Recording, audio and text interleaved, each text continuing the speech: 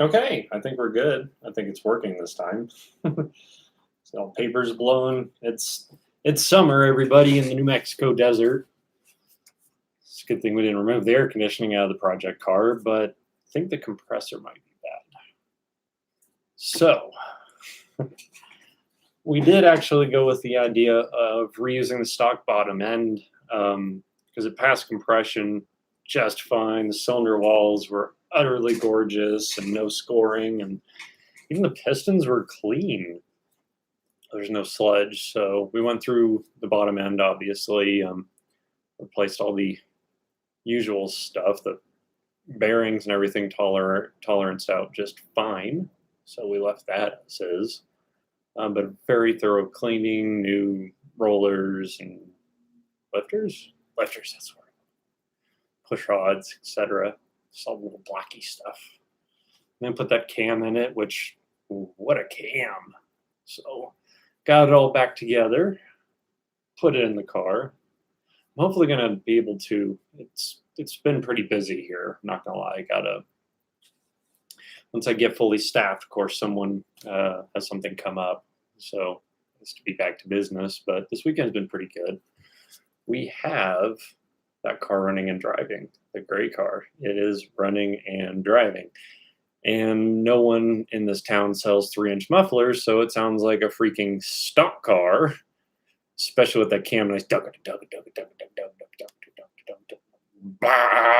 which is just great. I mean, it, like I said, video to come. But hey, it's done, and then I guess we put the hood on it and get the AC working, and then what's next? What is next?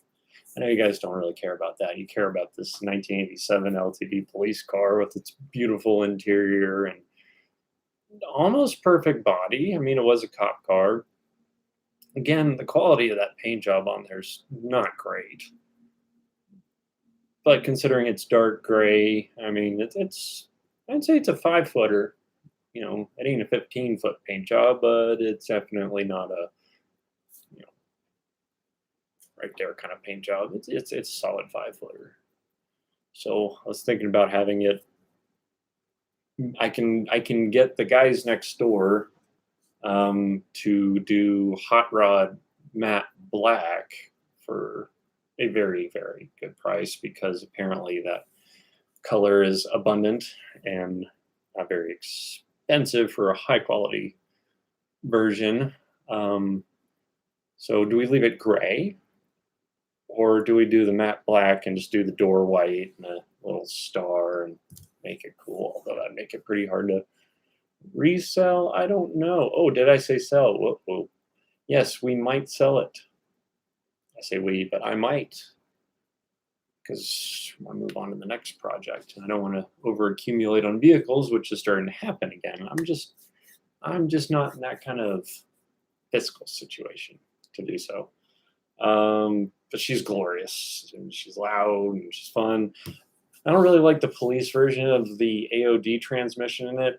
It has drive, and 2, no 1, like on the civilian models. So you can't manually start from first and walk through the gears, which would have been kind of nice, because why the motor is redone, it makes most of its power between, I'd say, about 2,500 and 4,500 RPMs. So I guess the stock version made it kind of, like any bone stock 302, it just had that right out of the gate, low end torque.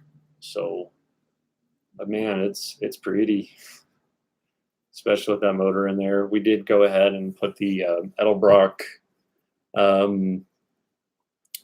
fuel system in it, like the actual, there's the Edelbrock EFI, and then there's Edelbrock's fuel system that comes with the sump and the adjustable regulator. And in order to do that, we ran out of room under the hood, so we relocated the battery to the trunk, brand new fuel line. So it pulls out of the tank. We put a little, as Derek likes to say, a little clicky clacky, mounted one of those. And man, those little Mr. Gasket ones are ferocious. We just disabled the factory EFI pump in the tank because they're not positive displacement. So you can pull right through them. The little clicky clackies, they say they're not, but those, man, I've had those things yank fuel out of a tank, even though they're mounted higher than the tank's level. So I'm not saying I'm an expert, but I'm also not a slouch. I had to study all this stuff when I was a petroleum oils and lubricant POL. Who the hell in the Air Force? So it's kind of, pumps and fuel and stuff is what I did for Uncle Sam for a good portion of my early adult life. So that's in there, and then mostly the self-learn and the tuning and oh darn, driving it around. Which, I mean, it gets looks. So, all right. So cat's already out of the bag on that. If I do end up putting the car up for sale, you guys know how hard they are to find. You also have seen how much work we put into it. So it's not a $2,000 car. So it's probably why I'm not going to sell it locally. It's pretty rough selling a car used here. I actually, when I sold the Tahoe, had to block a couple people on Facebook because of how rude they were, calling me an effing idiot for asking $2,500 for a '96 Tahoe that ran and drove with four-wheel drive and a straight body and a new transmission. Not just some garden variety 4L60, like a full-on tough one. But I digress. We have about, let's say, about 4, 5. Let's see, hold on. Motor parts. Let's see. Top end of the motor was about 2,000. That includes support and polished 289 heads with Scorpion roller rockers, 1:6 ratio. They've been completely done, and it was kind of cool to find out they were 289 heads. I mean, it's stamped 289 right on the valve cover. We got the Ford Racing valve covers. That'd be the tall ones to clear the roller rockers we put in. The Ford Racing was a 228 over cam, or yeah, lift at 50% lift duration. I don't have the card in front of me, but it's right before hot, but you can tell it's a cam and not a vacuum leak. It's a oh man, that idle, nice, 750. Damn. Then there's ProFlow 4 EFI, which is another 2. Then the fuel system and the miscellaneous parts. So, and then how clean the car is. So, I don't know if we get the AC working in it, which, yeah, I mean, that's why we say, but all the factory wiring is still under the hood of the car. It's either been stuff not used, either been tucked and put away, or harnesses just, one part segregated. The only thing that was cut and removed was obviously all the emissions bullshit. We actually ended up reusing a lot of those circuits to power all the EFI, because it's all ignition fed right over there in the hood. And then the distributor didn't need Ford ZEC IEB 123. So yeah, that'll rock. So yeah, I'm gonna be a little proud of that car. So I'll set my price, and if someone buys it, great. If they don't, then I keep the damn thing. So the other acquisition, which is whenever we get to start on it, I don't know what we're gonna start on next. Either we're gonna start on good old gray car, which is now my employee's car. I gave it to him because of all his help on the gray one. So sorry, the tan car from Video One, actually. The one's, I know it's sitting again, but he's got everything for it. Yeah, he's got everything. He's going to go the carbureted route because he's a carbureted kind of guy. And plus, fuel injection is just expensive. I don't know if I'll do that again. That was a headache. I mean, I'm not. Okay, it wasn't a headache. It's just darned expensive. For a good system. I don't want throttle body injection just because it doesn't get those. It's not. It's precise. Everything's multi-port for a reason nowadays. Let's see. Label facing the camera. I'm ranting. Yeah, to those who asked, I did a little public comment, but almost all the parts I found. The dash covers, they're expensive, but they're worth it because I mean, they fit perfect and they just look great. 100 and change brand new on there. A good carpet kit, like the full carpet for the floor.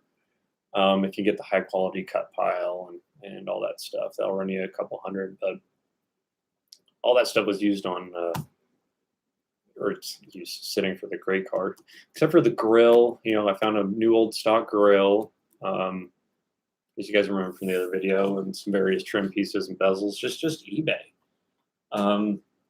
And what I did was, if I found like taillights or headlights or bezels or whatever from a seller, and I would go to see what their other items were for, if they had the driver and the passenger side, I just bought them both, so that way they would have equal amounts of wear because they came off the same car.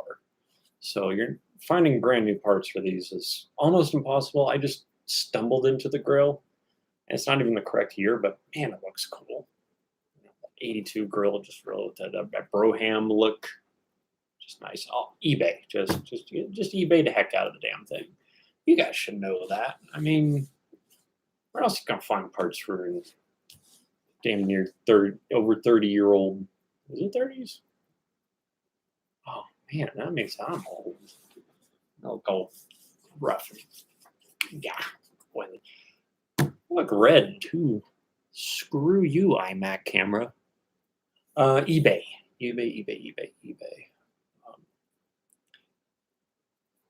And also, whatever your project is, guys, you know, like I said, I mean, we're not an automotive shop, you know, emergency vehicle lights, sirens, and all that stuff, and, you know, push bumpers, but that doesn't mean we don't have like hardware and nuts and fasteners. We have all that, you know, in bench stock, which, I mean, we bought organizers to put every single nut and bolt in, and we still ended up losing stuff. And then some couldn't be reused because it's, you know, torque to yield, or it's just rusted, or, I mean, you're really going to go through that amount of work and have like a 35-year-old bolt sitting on top of your intake manifold? No.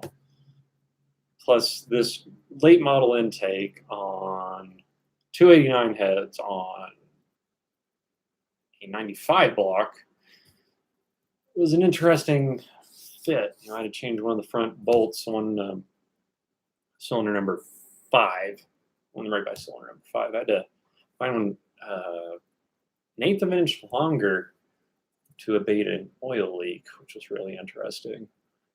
Setting the timing was interesting. You know, it's not the good old, you know, 0 at top dead with that distributor. It actually wants you to set it at 12 degrees before top dead.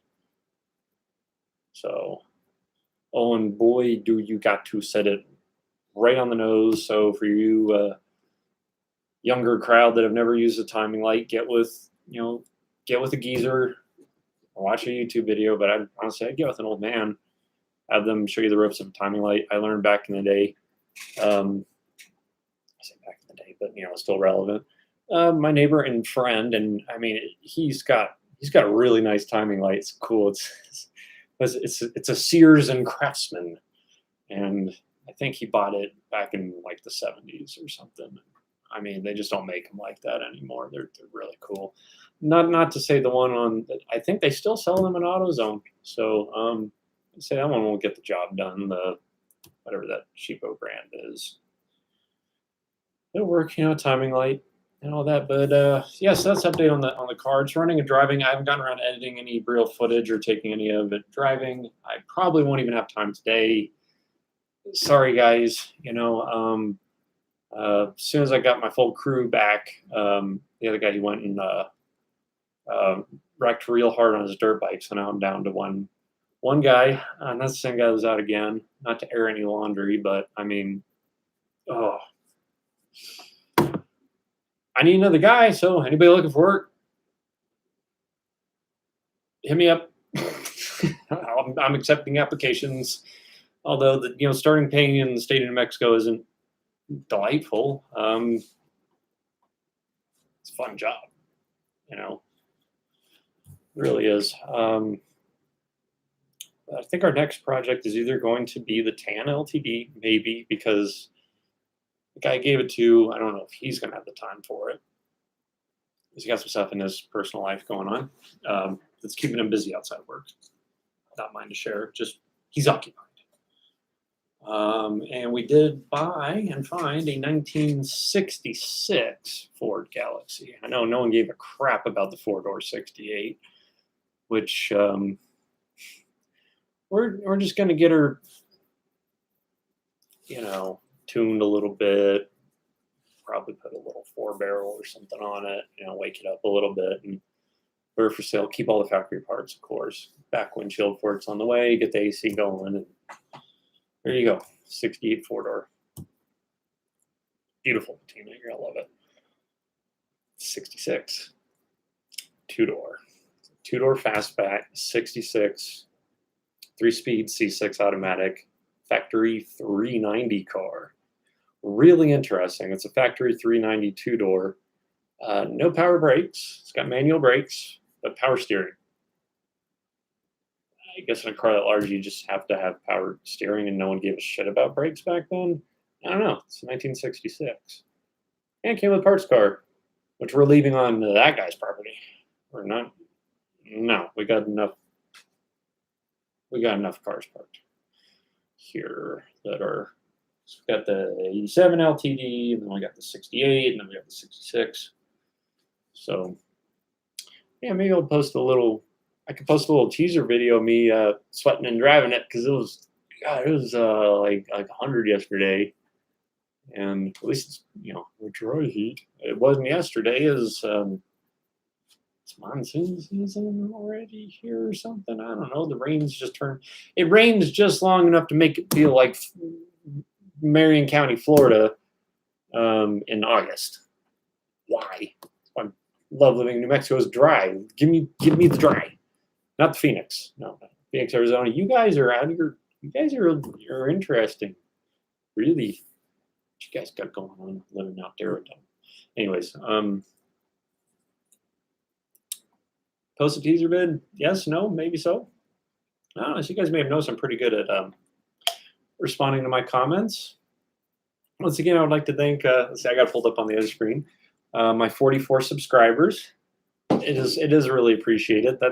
That's a lot to me. It really is, because we're not a monetized channel. We're not really about that, because we've all seen what happens to. I guess roadkill's pretty good example. It was great, and then Fiat Chrysler America bought him out. Sorry, Dodge. Don't get me started. And then every episode was a fucking Dodge episode, and all of a sudden Fords and Chevrolets were no longer cool. Sad. Wow. Huh. Oh, that's right. We're Silver Match Trailer. All right, 44 subscribers. Let me see. Let's see. How do I find the comments on here, guys? I just click on videos and it shows the comments. Oh, notification bell, right?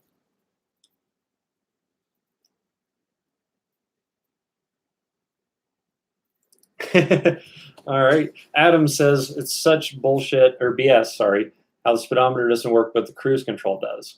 Yeah, I actually went and took a look at that. It has a Hall effect electronic sensor on top of the mechanical speedo cable.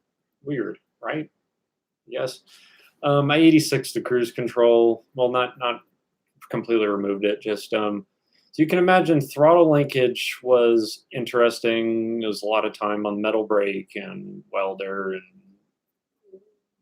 I wouldn't say it's a perfect bracket, but it's not a piece of angle iron bouncing around off of the hood, at least. So it's one's bolted to the valve cover, and we did quite a few bends on the metal brake and shaved it down, made it perfect. I mean, hell, you'd have to look. Saying I did it right. We ended up having to buy a throttle cable for the same year car that's for a carbureted motor, just because it's longer by about 3 inches. Let's see. Yeah, no, yeah, we did do this, Adam. Adam, yes, we did do the second option, and it was a pretty good Frankenstein build because we started out with the bottom end was just incredible, guys. I don't know if we went over that in the video well enough. I hope we did. It's just it only had a valve cover leak. That was the only oil leak we could find. You know, it looked like the rear main was maybe getting there in the front timing, but once we got the block out and I got up on engine stand, started degreasing it, it was phenomenal. I mean, yeah, I put the block on a stand, covered obviously the pistons and cylinders and jackets and everything. Did a nice media blast on it, and we flushed all the jackets and oil passages and everything, and feeler gauged. Motor was still in spec. I mean, those 80s small blocks, they did not mess around. So that was definitely a Monday at 9 o'clock built car, not a 4:59 on a Friday car. Let's see. So 1 week ago, I don't know if I responded to. I want you to try 1980 Cadillac Seville Revival. I think I already commented on these. I can't remember. We're just not GM guys around here, particularly. I mean, I'm not. I'm just. I don't know. I don't think people do enough Chevy style stuff with Fords. Oh, do an LS swap. I mean, I'm not saying, yes, it's a phenomenal engine, the LS series. You can get phenomenal the horsepower to dollar ratio is absurd with that engine. No doubt, indisputable, parts are plentiful, anybody can do it. But, and I'm not knocking, I've seen some really impressive, backbreaking, second mortgage level LS builds. But, I mean, where's the challenge there? Let's Ford motor this stuff. Actually make it hard. Ooh. So Chris Superfly is fully restoring his glossy black with glow in the dark pinstripes. I want to see that. I want to see that. I don't know if you tag, post, or how you can do it on here, but I want to. When you get that far, bud, you let me know there, Chris Superfly. Let's see. Adam, if you watched this video or saw my comments, again, eBay. I found the dash cover there. It's absurdly easy. If you're going to change your speakers that are in the dashboard, do it then, because that way you can just remove them with less caution, because the dash is already shot, right? And then the cover slips over. I didn't glue mine down for that reason, because no, it fits so damn well. You see a point in gluing it. If I ever want to change out the front speakers, then I can, because I just pop the cover off, put it back on. It's great. If I ever have to work on the dash, there I go. I think we're caught up on comments and notifications here. Let's see. Update on the projects. Probably already did that one. As you may have noticed, we switched cameras. iPhone is just I don't know, maybe someone can explain this to me, but when I film with the iPhone, the contrast is all screwed up once I load it into iMovie. Like it's just, see, it's kind of like this weird contrast thing that's going on right now, but like someone set the contrast at like 300, and I can't afford Premiere, so I'm stuck with the Nerf controls on iMovie. So, oh, you guys really don't like that Galaxy 500, do you?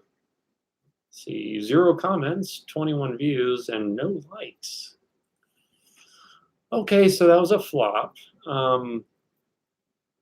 That car will be for sale in the near future. She's pretty darn well complete. Not gonna lie, it's it's a runner driver. It ain't a show car, but you know, I bet you if you put it in a show, you would get some looks just because it's a survivor car. And I think anything that survived all the way back from 1960, it was built before we went to the damn moon, guys. Come on, you know, show her a little respect. You know, and she's just cool, and the motor sounds phenomenal in it. Oh yeah, we did the good old Sawzall exhaust system on it. We got a compression check it though. It's the original motor, and mileage is unknown. As far as the gray LTD, I was gonna fix the speedometer, and then the damn, the gas gauge went out. I'm wondering if the sending unit cable came loose, because with that cam in it, she rocks a little more, or maybe from we've been all through the car, so there's little odds and ends and things that got to sort on it. I'm thinking about putting a factory premium stereo in it, so that way you can have an aftermarket amp and Bluetooth, but with the factory head unit, resto mod style. And I might do gauges. Nope, pump to brakes. I know what you're thinking. I have another bezel. I found a bezel online, so that way I can keep the stock beautiful wood and all that. Just kind of put her in the back seat or the trunk for purists, and run the aftermarket gauges, because the tablet that comes with it shows a lot. But what do I do? Mount the tablet on a little suction cup on the windshield? I don't know. I like analog gauges. Plus, the whole delay from the app. I don't know, but AFR's air fuel ratio, got that all dialed in. I'm getting pretty versed in the ProFlow 4 EFI. So if anyone has questions about that, I can give you some do's or don'ts as far as it being on a Ford motor, because this is definitely a product that was made for a Chevrolet and then they adapted it to fit a Ford. You can tell, just someone who's worked on both. You can just see it. So yeah, a couple of gauges and all that. Small, little 2.5ers, and then maybe a 3-inch speedometer intact. So we get oil and oil pressure, volts, temp. Which one am I forgetting? Oil pressure, volts, temp.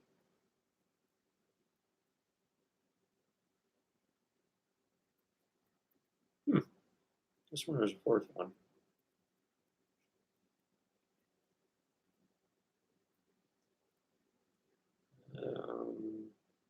Help me out here. Yeah, sure. What does my truck have? I got the battery gauge, no, we're not going to do transient. So we're going to do volts, coolant, oil pressure. I'm forgetting the fourth one.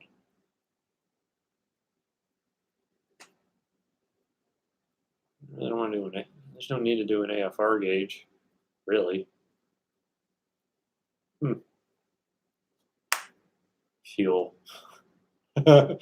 Ooh, man, rough one. All right.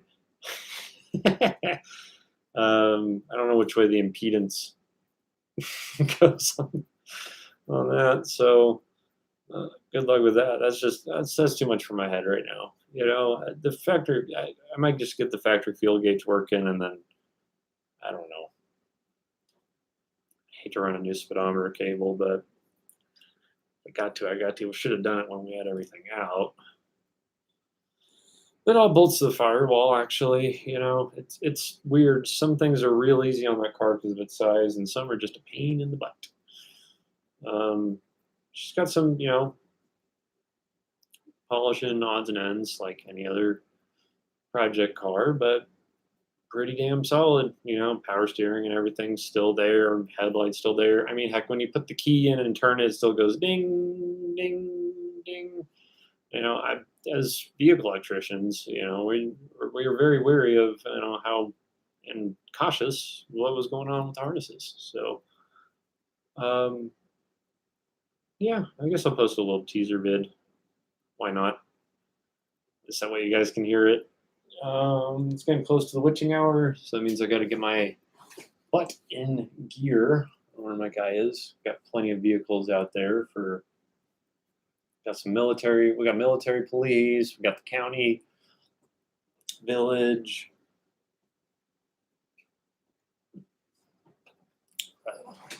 City vehicle. I don't know. But yeah, the woo, and then the petitions. All right, yeah, no, it's really cool, and it's fun to drive. It's really fun to drive. If anybody has advice on the AOD, maybe we can do a valve body swap. I think that'd be cool. Swap it out with a performance valve body, and I was thinking maybe a floor shifter, ratchet shifter. 1, 2, 3, 4. That would just that'd make the car great. And some gears. I mean, golly, it's got to have like a 293 or a 3.08 rear end. It's tall. I mean, wow. Christ, you can do like 70 miles an hour in second gear if you really wanted to. You'd be a little tacking out about 4,500 RPMs, but Lord, are those gears tall. And we want to mark some tires on it, and get her down to the tire shop because I think she earned her right to have lettering on the outside. That's what I think. So, oh yeah. And then, of course, emblems and the reverse light, cover, bezels, and all that other stuff I have stored up is all going on it. We're going to clean it and tint it and all that. And you know what? Hell, I might just have her matte blacked. That would look, oh man, that would kind of have that Men in Black. The first one, that nice Men in Black look to it. Yeah. Oh yeah. Let's do it. And then we still got to put the period correct siren on it. I'm not doing a roof bar because that means holes, and this never had them, and I would just devalue the ever living out of the car. So maybe find a vintage bubble gum to go on the roof. I think that'd be cool, So, and then get the horses. The antique plates in the state are called horseless carriage, so which are only for vehicles that are for demonstration, exhibition, or educational use only. Which is what this almost falls under all three. Wish the county would buy it off of me as a dare car. That'd be cool. Dare car we have right now. I mean, Deputy Blank or Deputy John Smith. I know you're proud of it, guy, but it's a 2013 Dodge pickup, so who gives a crap? Oh, here comes Ducky. You want to join the live stream? You're doing a live stream? We're on a live stream. So here's Ducky. All right, so I got the gray car running. This guy was busy being married, so of course he has no time to work on cars. Yeah. Is your car next, or is the 66 Galaxy next? The car that can make us money. Yeah, so either we sell the gray car or we sell the Galaxy. We haven't decided yet. Galaxy? Quite like the Galaxy. You do? It's got a big block in it. But you just got done building your car. Yeah. No, I'm like, it's like a dog chasing a car, and now I caught it. And I'm like, meh. But you guys heard what I said earlier. I'm gonna set my price, and if I don't get it, I'm keeping that damn thing. Mm-hmm. What are you gonna set it at? Probably 10. I feel like that's a good 10,000. I mean, well, yeah, it's clean as hell. On the interior. Clean car. It's got about $6,000 of the parts, and not including labor. Mm-hmm. Which, I mean, it's our labor, but, we're not experts, but we're not complete idiots. The reason why you couldn't get that thing to idle is there's that, the vacuum booster on the carburetor. Yeah, there's no cap on that. Oh. Huh. I don't know how the hell you drove it. This guy drove that damn thing here. He stops at the gas and he says, I'm getting power steering fluid. I'm like, for what? He goes, Galaxy. I'm like, you're driving it? They can do it over there for like 20 minutes. Been sitting for years. Me out. The guy who owns it's weird, so we got to go back for a bumper. A bumper and a few other little things. The hood. And we need to get that because I made a deal with Uzi Watin next door, one of the workers. Oh, you did? Uh-huh. Oh.